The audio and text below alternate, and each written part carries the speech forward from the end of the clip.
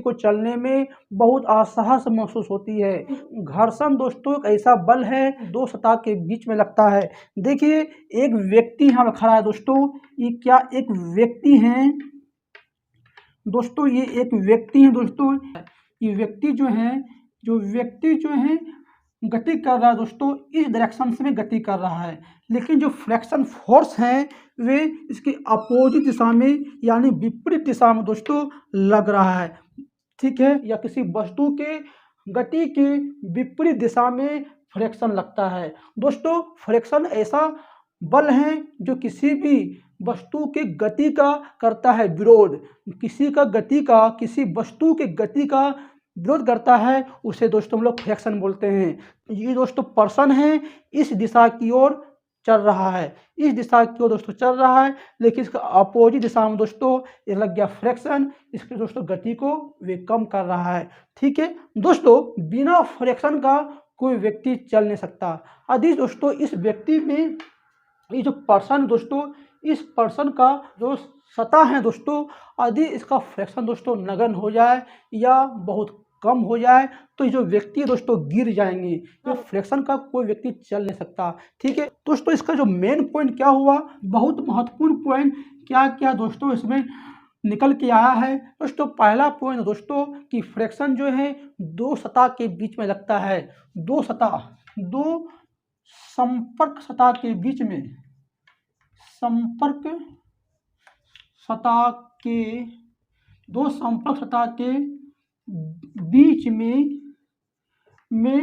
दो संपर्क सतह के बीच में दोस्तों फ्रैक्शन फोर्स लगता है, यानी घर्षण बल लगता है दोस्तों, ठीक है। नंबर 1 पॉइंट दोस्तों। नंबर 2 में दोस्तों क्या होगा, फ्रैक्शन फोर्स है किसी भी वस्तु के गति के उल्टा यानी विपरीत दिशा में दोस्तों होता है। घर्षण जो है किसी व्यक्ति के किसी वस्तु के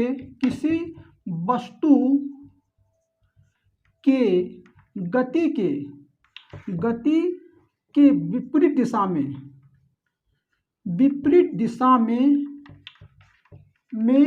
घर्षण बल होते हैं।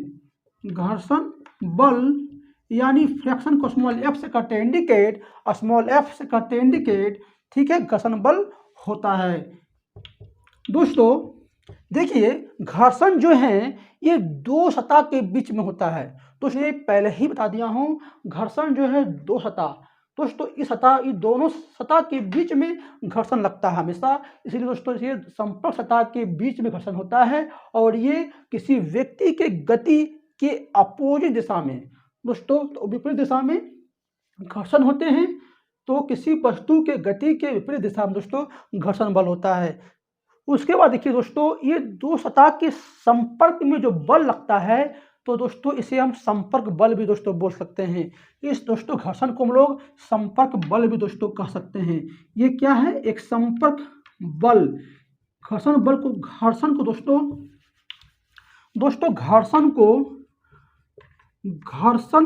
दोस्तों हम लोग संपर्क बल भी दोस्तों कह सकते हैं। इसे दोस्तों याद रखिएगा, एग्जाम में पूछ सकता है दोस्तों, क्योंकि दो सतह के संपर्क के बीच में दोस्तों एक घर्षण बल लगता है, इसलिए दोस्तों इसे संपर्क बल भी दोस्तों कह सकते हैं, ठीक है दोस्तों। घर्षण बल को संपर्क बल भी कहेंगे, और हम लोग इसे क्षयकारी बल भी दोस्तों कह सकते हैं, क्षयकारी बल कह सकते हैं दोस्तों। इसमें क्षयकारी बल मतलब क्या होता है, जो इसमें ऊर्जा का हानि हो। देखिए दोस्तों, दो सतह के बीच में जब घर्षण लगता है तो दोस्तों इससे एक ऊष्मा निकलती है, ऊर्जा निकलती है दोस्तों, ऊर्जा का क्षय होता है, इससे दोस्तों ऊष्मा और ध्वनि उत्पन्न होता है, ठीक है। तो घर्षण से दोस्तों एक ऊर्जा की हानि होती है, इसलिए इसे हम लोग क्षयकारी बल बोलेंगे। घर्षण बल को क्षयकारी बल भी कह सकते हैं। उसके बाद दोस्तों में देखते हैं दोस्तों, इसे हम लोग असंरक्षित बल भी दोस्तों कहेंगे, इसे दोस्तों याद रखिएगा, तो असंरक्षित बल भी कहेंगे दोस्तों। असंरक्षित बल क्या होता है, वैसा बल जो किसी पथ पर निर्भर हो, देखिए दोस्तों, ये जो बल है, जो फोर्स है, ये क्या है, इस सतह पर निर्भर करता है, यानी पथ पर निर्भर करता है। यदि दोस्तों कोई बल जो पथ पर निर्भर करता हो, उसे असंरक्षी बल बोलेंगे। असंरक्षी बल दोस्तों क्या होता है, जो किसी पथ पर निर्भर करता हो। वैसा बल जो किसी पथ पर निर्भर करता हो, उसे असंरक्षी बल बोलेंगे दोस्तों। बहुत इंपॉर्टेंट है दोस्तों, एग्जाम्स में पूछा गया क्वेश्चन है कि घर्षण बल कैसा बल है। तो संपर्क बल हैं, क्षयकारी बल हैं और असंरक्षी बल दोस्तों, बहुत इंपॉर्टेंस है।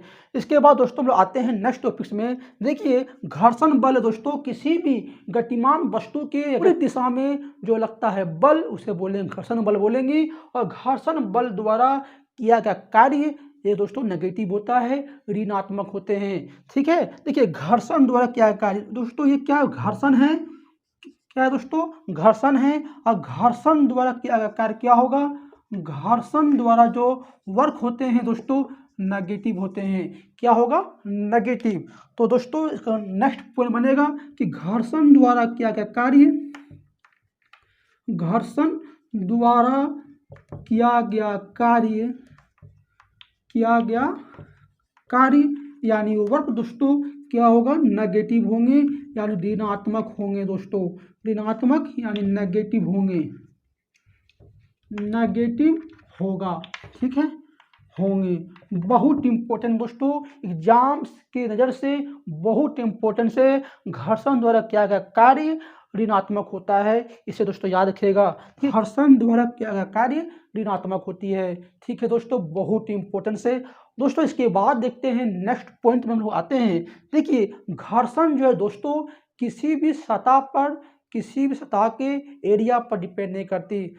जैसे दोस्तों आप समझ सकते हैं, जो ये व्यक्ति जो दोस्तों किसी भी सतह पर चल रहा है, यानी दोस्तों गति कर रहा है, तो दोस्तों ये एक चप्पल पहना होगा या जूता दोस्तों, ही इसका पाँव में जूता होंगे।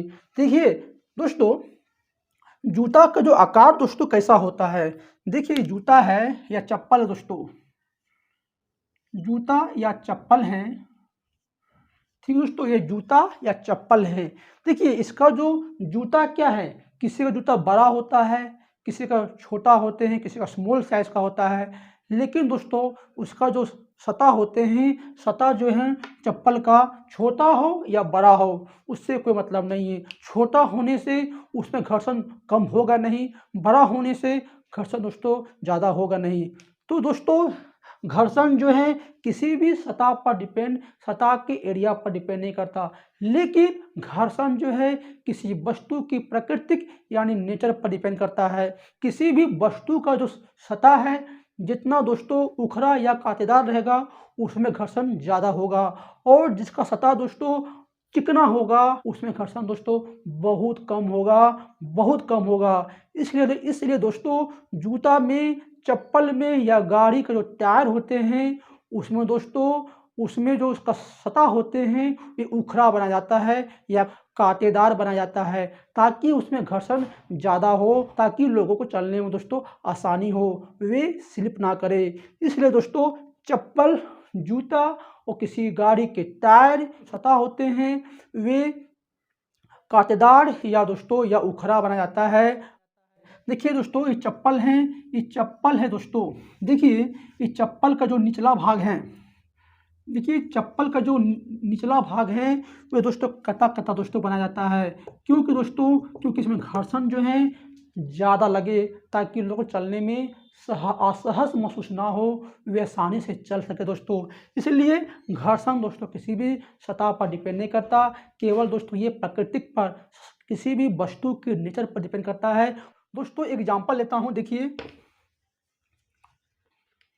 के बाद में देखते हैं। देखिए घर्षण जो दोस्तों किसी सतह पर डिपेंड नहीं करता, घर्षण जो है सतह के क्षेत्रफल पर डिपेंड नहीं करेगा, निर्भर नहीं होता, क्षेत्रफल से स्वतंत्र होते हैं दोस्तों, स्वतंत्र होते हैं। ये केवल घर्षण जो है किसी भी घर्षण जो है वस्तु के प्राकृतिक पर निर्भर करते हैं, प्राकृतिक पर निर्भर करते हैं।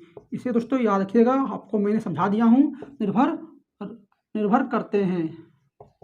ठीक है दोस्तों, बहुत इंपॉर्टेंस है एग्जाम के दोस्तों, ऐसा क्वेश्चन मल्टीपल क्वेश्चन में पूछता है दोस्तों। तो इसके बाद देखते हैं, देखिए एक समतल दोस्तों, इसमें क्या है, ब्लॉक रखा हुआ है, एक क्या दोस्तों ब्लॉक है, और ये ब्लॉक जो है कोई व्यक्ति जो है इसे, यह व्यक्ति खड़ा है दोस्तों, ये व्यक्ति जो है इसे दोस्तों खींच रहा है अपनी ओर दोस्तों, खींच रहा है, यानी दोस्तों इस डायरेक्शन में लगा रहा है फोर्स। जो व्यक्ति जो है इस डायरेक्शन में दोस्तों फोर्स लगा रहा है, ठीक है, इस डायरेक्शन में दोस्तों फोर्स लगा रहा है। तो दोस्तों को पता है यदि किसी वस्तु जिस जिस दिशा की ओर गति करेगा उसका अपोजिट दिशा में दोस्तों लगता है फ्रैक्शनल फोर्स दोस्तों, तो इसके अपोजिट दिशा में लगेगा फ्रैक्शनल फोर्स दोस्तों लगेगा।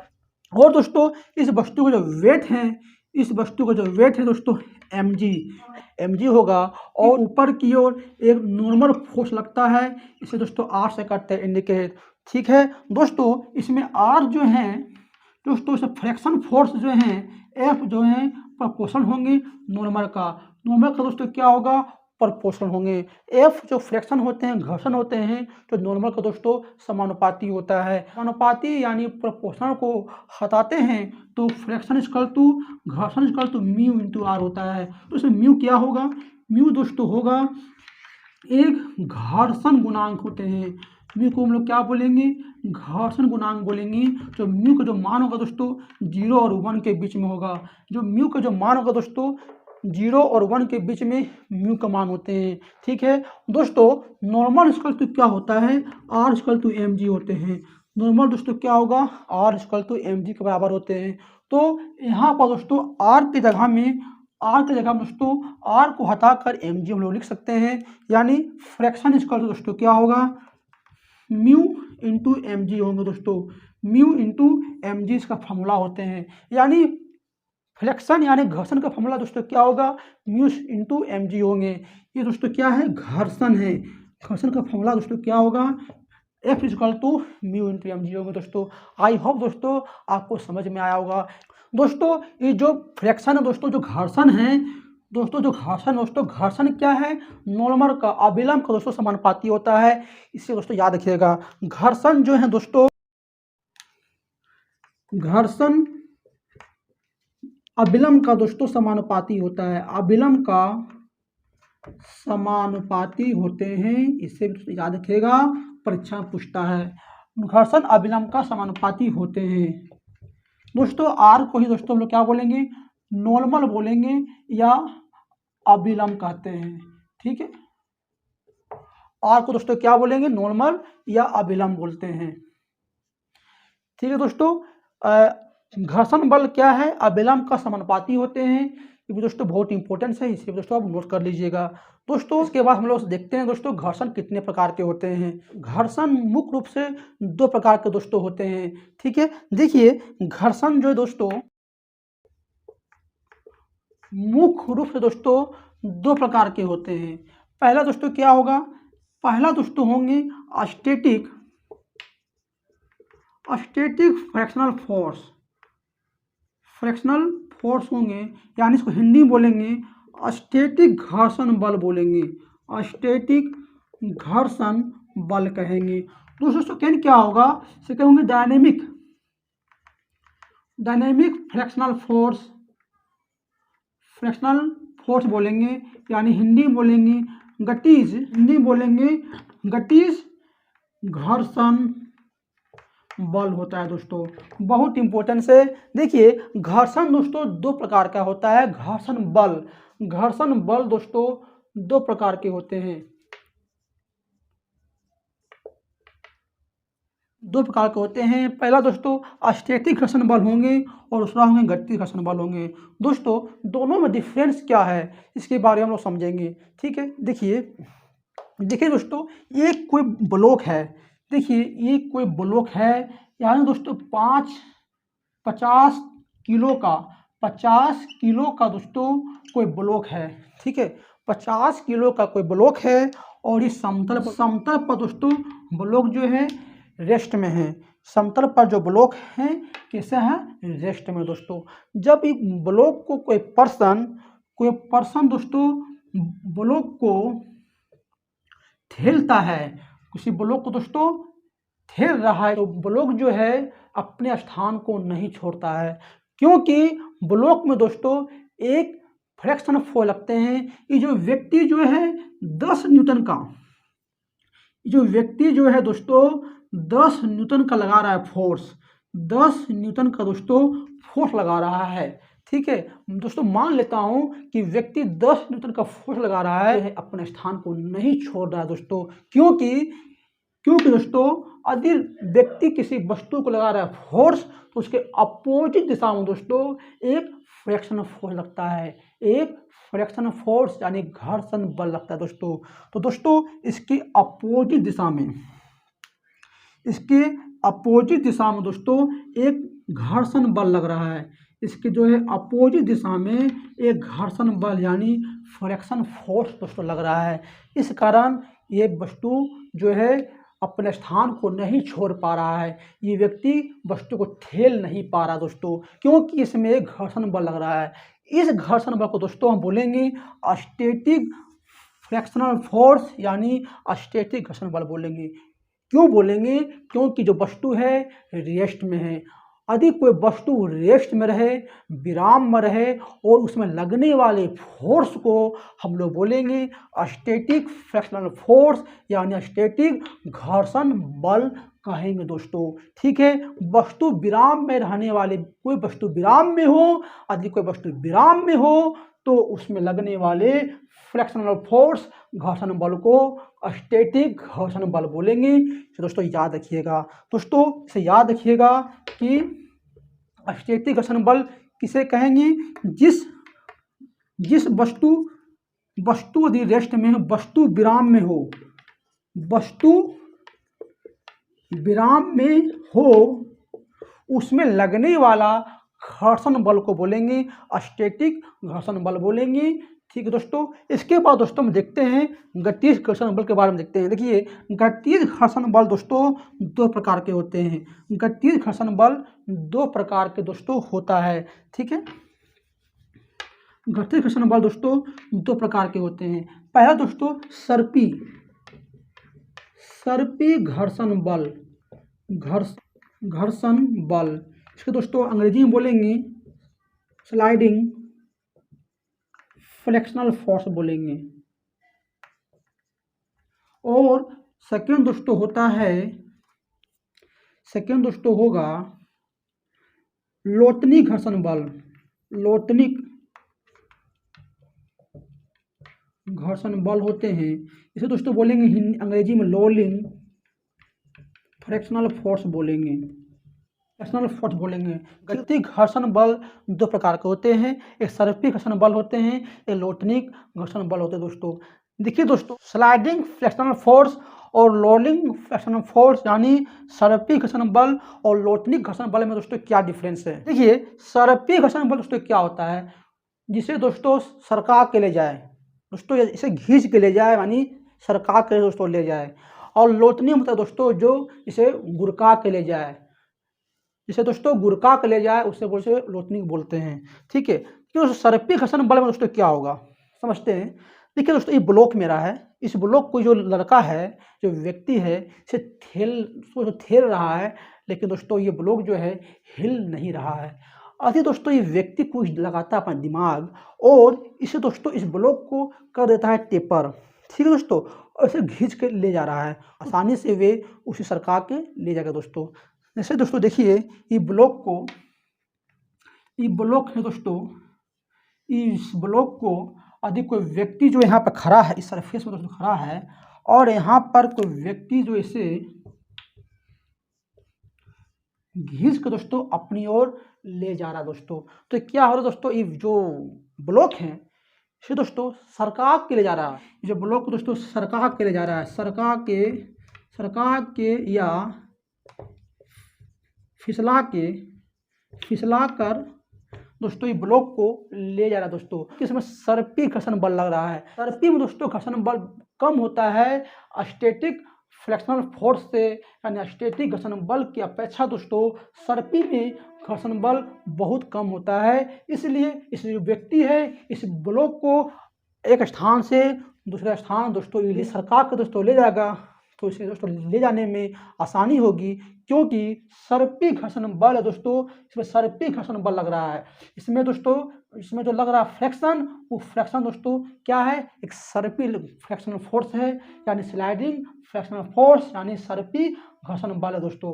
अब दोस्तों आते हैं लोटनिक घर्षण बल में। ठीक है, लोटनिक घर्षण बल का मतलब दोस्तों होता है जिसे दोस्तों लुढ़का के ले जाए, यानी दोस्तों उस ब्लॉक में यदि हम लोग चक्का लगा दें, इस ब्लॉक में दोस्तों यदि चक्का दोस्तों लगा देते हैं, तो दोस्तों बहुत कम फोर्स से इसे हम लोग एक स्थान से दूसरे स्थान पर दोस्तों हम लोग ले जा सकते हैं। ठीक है, देखिए दोस्तों इस ब्लॉक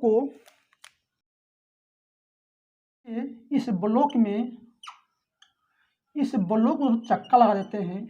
चक्का दोस्तों लगा दिए तो जो व्यक्ति जो खड़ा है, इस व्यक्ति जो इसे दोस्तों आसानी से अपनी ओर घिस के दोस्तों ले जा रहा है, अपना ओर घिस के दोस्तों पार्टिकुलर स्थान में इस व्यक्ति पार्टिकुलर स्थान में इस ब्लॉक को ले जा सकता है, वो बहुत आसानी से दोस्तों, क्योंकि इसमें एक चक्का लगा दिए। एक दोस्तों चक्का लगाने के कारण ये आसानी से एक स्थान से दूसरे स्थान पर जा पा रहा है, क्योंकि चक्का जो है लुढ़क के जाता है, घूमते हुए जाता है। दोस्तों इस जो फोर्स लगा रहा है, ये व्यक्ति किसी विशेष दिशा में लगा रहा है फोर्स, किसी विशेष दिशा में दोस्तों इस ब्लॉक को तान के ले जा रहा है, तो इसके अपोजिट डायरेक्शन में दोस्तों लगेगा फ्रैक्शनल फोर्स, और इस फ्रैक्शनल फोर्स को बोलेंगे दोस्तों लोटनिक घर्षण बल बोलेंगे। क्या बोलेंगे? लोटनिक घर्षण बल, यानी लोलिंग फ्रैक्शनल फोर्स बोलेंगे दोस्तों। ठीक है, इसी को दोस्तों बोलते हैं लोलिंग फ्रैक्शनल फोर्स। और लोलिंग फ्रैक्शनल फोर्स दोस्तों बहुत कम होता है, इसलिए गुरका के ले जाने में बहुत आराम लगता है, क्योंकि लोलिंग में दोस्तों गुरका के ले जाने में जो लगता है फ्रैक्शनल फोर्स, जो लगता है घर्षण बल, बहुत नगण्य होते हैं, बहुत कम होता है दोस्तों। इसलिए दोस्तों इसे लोलिंग फ्रैक्शनल फोर्स बोलेंगे, लोटनिक घर्षण बल बोलेंगे दोस्तों। आई होप दोस्तों को समझ में आया होगा कि स्टैटिक में क्या डिफरेंस है और सर्पी घर्षण बल में क्या डिफरेंस है और लोटनिक घर्षण बल में दोस्तों क्या डिफरेंस है दोस्तों। इसके बाद दोस्तों देखिए कुछ इंपॉर्टेंट पॉइंट को देखिए जो एग्जाम के दोस्तों बहुत ही इंपॉर्टेंट है दोस्तों। देखिए दोस्तों, देखिए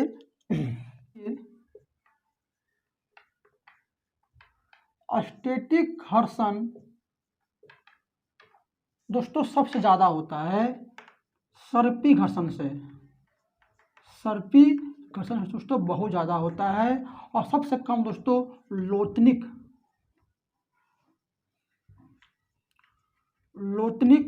घर्षण होते हैं दोस्तों। ठीक है, देखिए दोस्तों स्टैटिक घर्षण में सबसे ज़्यादा होता है, उसके बाद सर्पी घर्षण होगा, अंत में दोस्तों लोटनिक घर्षण सबसे कम होता है।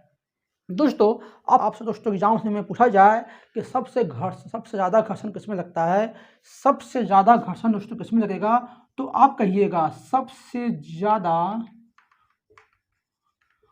घर्षण किसमें दोस्तों लगेगा, तो आप कहिएगा दोस्तों स्टैटिक में। स्टैटिक घर्षण में दोस्तों, स्टैटिक घर्षण में सबसे ज़्यादा घर्षण बल होता है। और आपसे दोस्तों कहा जाए सबसे कम घर्षण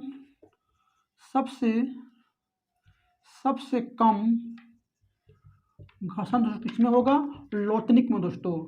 लोटनिक किसमें होगा दोस्तों, लोटनिक में होगा। लोटनिक घर्षण में दोस्तों सबसे कम, लोटनिक घर्षण में सबसे दोस्तों कम घर्षण लगता है। ठीक है, बहुत इंपॉर्टेंट दोस्तों। और कुछ और दोस्तों देख लीजिए दोस्तों, स्टैटिक घर्षण जो है, स्टैटिक घर्षण ग्रेटर देन होते हैं गतिज घर्षण से। गतिज घर्षण से दोस्तों गतिज घर्षण का भाग ही सर्पी और लोटनिक घर्षण है, यानी दोस्तों स्टैटिक घर्षण ज़्यादा होगा गतिज घर्षण से। ठीक है, ये दोस्तों एग्जाम में पूछा गया है, बहुत इंपॉर्टेंट है, एग्जाम में क्वेश्चन दे देगा कि स्टैटिक घर्षण ज़्यादा है या गतिज घर्षण। दोस्तों कहिएगा स्टैटिक घर्षण ज़्यादा है, सबसे ज़्यादा स्टैटिक घर्षण होता है, उसके बाद सर्पी होंगी, उसके बाद दोस्तों लोटनी होगा। दोस्तों बहुत ही इंपॉर्टेंट दोस्तों, एग्जाम के लिए बहुत इंपॉर्टेंट है, दोस्तों दिमाग में रख लीजिए। दोस्तों मैं समझा दिया हूँ, आई होप दोस्तों आपको समझ में आएगा दोस्तों। इसके बाद दोस्तों नेक्स्ट पॉइंट को देखते हैं दोस्तों। इसके बाद हम लोग सीमांत घर्षण बल के बारे में जानेंगे। सीमांत घर्षण बल को अंग्रेजी में लिमिटिंग फ्रैक्शनल फोर्स दोस्तों कहा जाता है। देखिए सीमांत घर्षण बल क्या होती है। सीमांत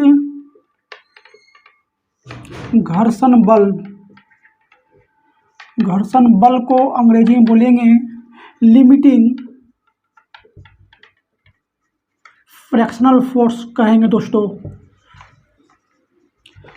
आप देख रहे हैं सीमांत लिखा हुआ है। सीमांत का मतलब दोस्तों क्या होगा, एक सीमा होती है, एक सीमा होती है, उस सीमा के बाद कोई वस्तु गति करने लगते हैं, उसी को दोस्तों सीमांत घर्षण बल बोलेंगे। जैसे दोस्तों देखिए यदि एक कार है दोस्तों, इस समतल पर कार है,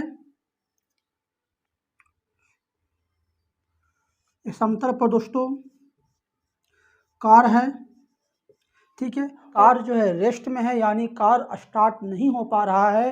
तो एक ड्राइवर है, एक व्यक्ति पर्सन आएगा और इस गाड़ी को दोस्तों ठेलेगा। इस गाड़ी को दोस्तों ठेलेगा, ठेलने के बाद भी गाड़ी मतलब स्टार्ट नहीं हो पा रहा है, यानी अपने जगह से नहीं हिल पा रहा दोस्तों। तो इस व्यक्ति जो है, मान लेता हूँ कि 2 न्यूटन फोर्स लगाया, ठीक है। तो फिर इस वस्तु जो है ठेल रहा है, लेकिन इस डायरेक्शन में दोस्तों इस गाड़ी को ठेल रहा है, लेकिन गाड़ी जो है हिल नहीं पा रहा है। क्यों दोस्तों, विराम में है, और विराम में होने के कारण इस एक अपोजिट डायरेक्शंस में, यानी जिस डायरेक्शंस में व्यक्ति फोर्स लगा रहा है उसके अपोजिट दिशा में दोस्तों एक फ्रैक्शनल फोर्स लगेगा। इसे कहेंगे स्टैटिक फ्रैक्शनल फोर्स कहेंगे, स्टैटिक घर्षण बल दोस्तों कहा जाएगा, ठीक है। यदि ये गाड़ी दोस्तों नहीं हिल पा रहा है, यानी दोस्तों गति नहीं कर पा रहा है, तो एक पर्सन और आएगा इसे दोस्तों ठेलने के लिए। इस गाड़ी को ठेलने के लिए इस व्यक्ति अगला पर्सन यानी दूसरा पर्सन को बुलाएगा, दूसरा पर्सन को दोस्तों बुलाएगा और फिर इस गाड़ी को ठेल रहा है। जो सेकेंड पर्सन है, मान लेता हूँ ये 3 न्यूटन फोर्स लगा रहा है, उसके बाद भी दोस्तों गाड़ी हिल नहीं पा रहा है दोस्तों, नहीं हिल पा रहा है। तो फिर क्या होगा, फिर एक पर्सन को बुलाएगा, यानी उसके बल को इंक्रीज करना पड़ रहा है। यदि बल को दोस्तों एक व्यक्ति और आके और लगाता है फोर्स, मान लेता हूँ ये 4 न्यूटन फोर्स लगा रहा है, यानी दोस्तों गाड़ी अब मूव कर जा रहा है, यानी गाड़ी अब गति कर जा रहा है दोस्तों। ऐसा क्यों दोस्तों, क्योंकि जब एक व्यक्ति था तो गाड़ी हिल नहीं पा रहा था, गाड़ी मोशन नहीं कर पा रहा था, और सेकेंड व्यक्ति भी आया तब भी गाड़ी मोशन नहीं कर पा रहा था, लेकिन थर्ड पर्सन आ जाने के कारण दोस्तों वे फोर्स लगाया तो गाड़ी मोशन कर गया। इसलिए दोस्तों यदि इसमें बल का इंक्रीज हो रहा है, बल का क्या हो रहा है, इंक्रीज हो रहा है, फोर्स बढ़ाया जा रहा है, फोर्स का इंक्रीज हो रहा है। यदि बल को दोस्तों बढ़ा देगा, बल को बढ़ाया जा रहा है, इस ऑब्जेक्ट में बल को इंक्रीज किया जा रहा है, बल को दोस्तों इंक्रीज किया जा रहा है। यदि एक ऐसा सीमा आएगा जिससे बल अधिकतम बल हो जाएगा, अधिकतम बल हो जाने के कारण जो कार है वे मोशन करने लगते हैं। अधिकतम बल हो जाने का देखिए दोस्तों, इसमें 2 पर्सन थे तो बल मतलब गाड़ी गति नहीं कर पा रहा था, थर्ड पर्सन को बुलाया तो बल पे इंक्रीज हो रहा था, बल में इंक्रीज हो गया। इसी क्षण एक समय में वस्तु में अधिकतम बल लगता है तो गाड़ी जो है, वस्तु जो है गतिमान हो जाते हैं। वस्तु दोस्तों क्या होगा, गतिमान हो जाएगा। तो वस्तु गतिमान हो गए, इसी को दोस्तों सीमांत घर्षण बल बोलेंगे। दोस्तों कहने का तात्पर्य यह है, किसी वस्तु पर यदि बल को बढ़ाया जाता है, बल को इंक्रीज किया जाता है, तो वस्तु पर अधिकतम बल के कारण वस्तु गतिमान हो जाते हैं, यानी मोशन करने लगते हैं, उसी को सीमांत घर्षण बल बोलेंगे दोस्तों। देखिए दोस्तों, जब किसी वस्तु पर आरोपित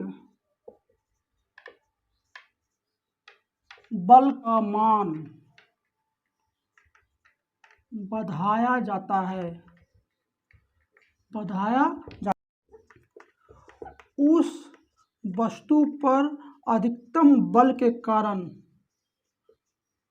अधिकतम बल के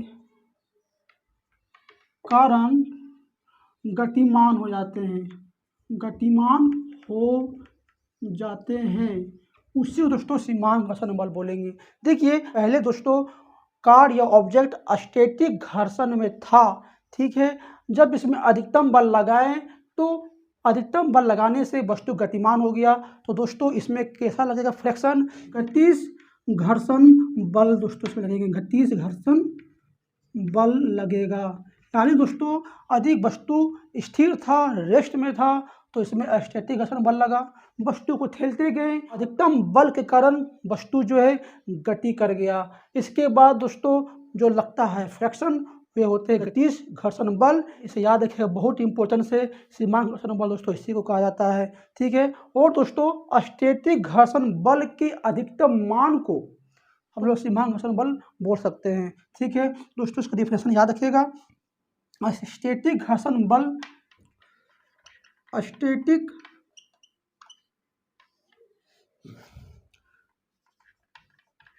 घर्षण बल के अधिकतम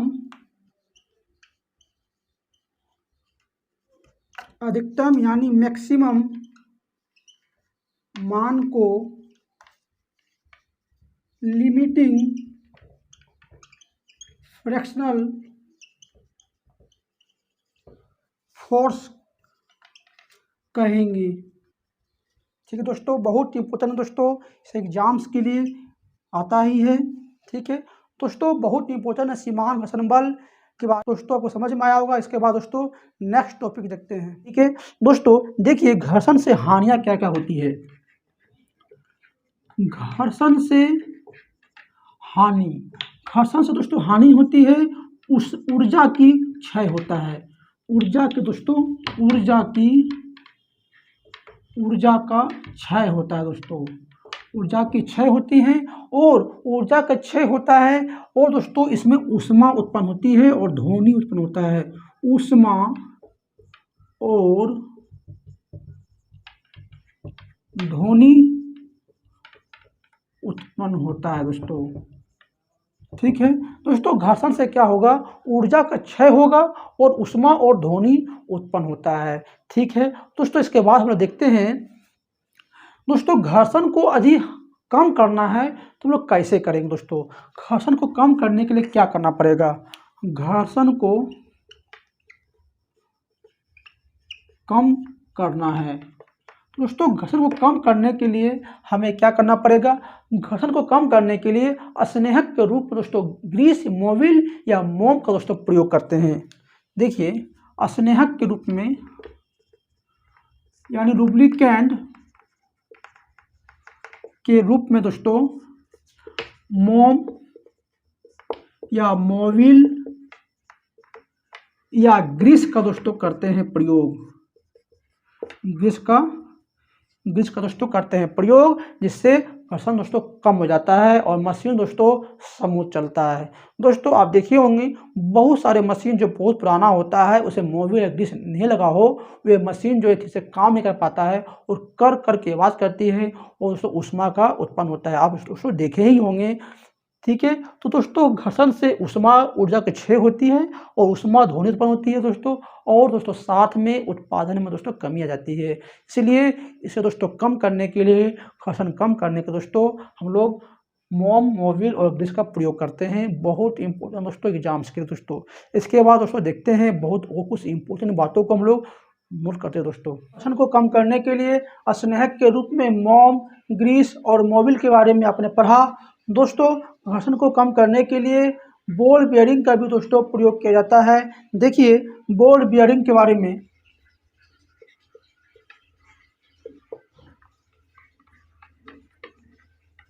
बॉल बियरिंग दोस्तों, बॉल बियरिंग का प्रयोग घर्षण को कम करने के लिए करते हैं, घर्षण को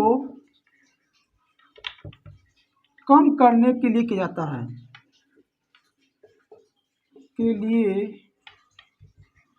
करने के लिए उपयोग किया जाता है।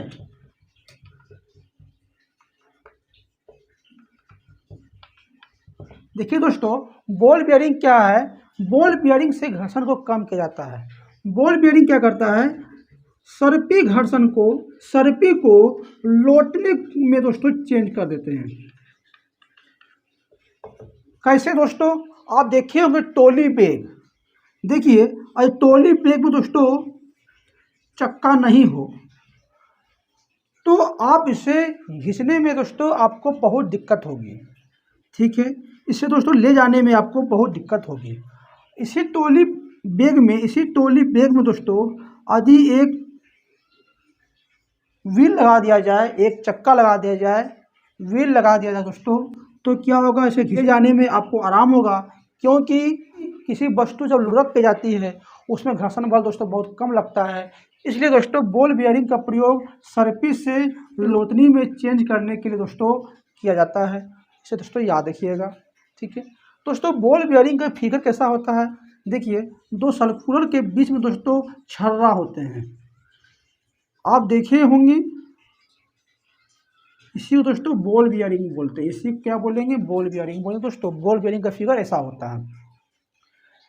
दोस्तों आई होप दोस्तों को समझ में आया होगा। इसके बाद दोस्तों देखते हैं अगला टॉपिक्स को। हवा में भी दोस्तों फ्रैक्शन ऑफ फोर्स होती है, ठीक है। हवा में फ्रैक्शन ऑफ फोर्स बहुत कम होता है और ठोस में दोस्तों ज़्यादा होती है।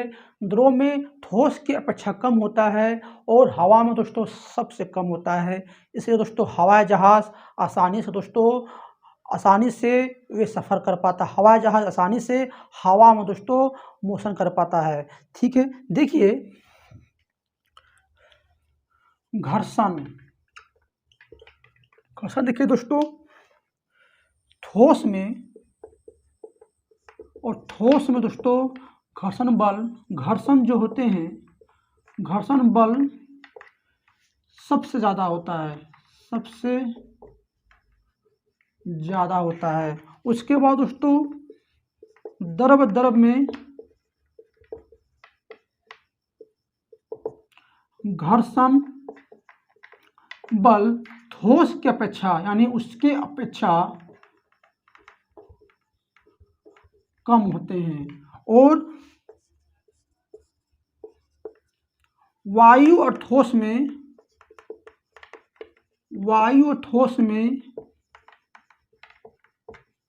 घर्षण बल सबसे दोस्तों कम होता है, सबसे कम होता है। दोस्तों घर्षण दोस्तों किसी भी वस्तु का गति का करता है विरोध, लेकिन घर्षण दोस्तों कम रहेगा तो उसका गति ज़्यादा दोस्तों हो जाएगा।